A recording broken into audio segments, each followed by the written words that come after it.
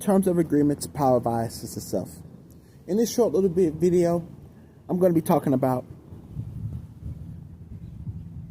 a lot of things, mostly on teenage culture,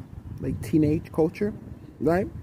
Hidden homosexuality within this teenage culture, and this is why you're having these problems, and a lack of advancement at this age. At the age of 12 to 18 is a lack of advancement there, and on top of that, I'm going to be also talking about why you're losing, right? All in one little short little video, so stick with me, all right?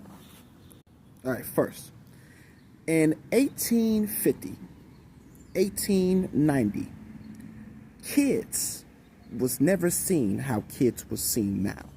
The self-image of what a kid was in the 1850s or the 1890s, right, was totally different than the kids now in the early 2000s or the kids now in 2020, right?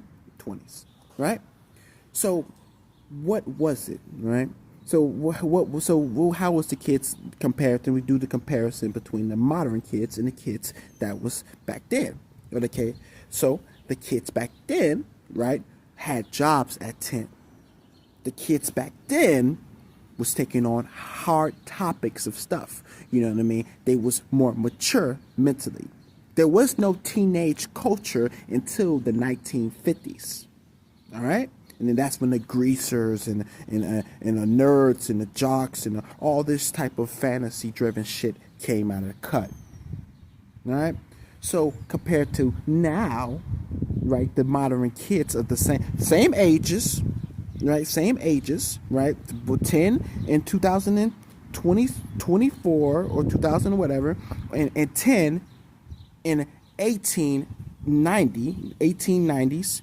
Right, 1819 or whatever, or 1850, right?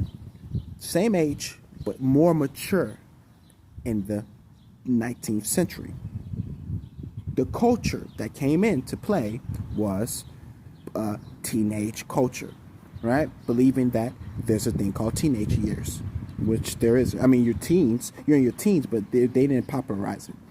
Now, what this does is, this puts your brain in a type of fantasy land, a type of fairy tale land, where the guys that used to be able to, actually, before this, I'm gonna just finish it off on part 2. Check out part 2.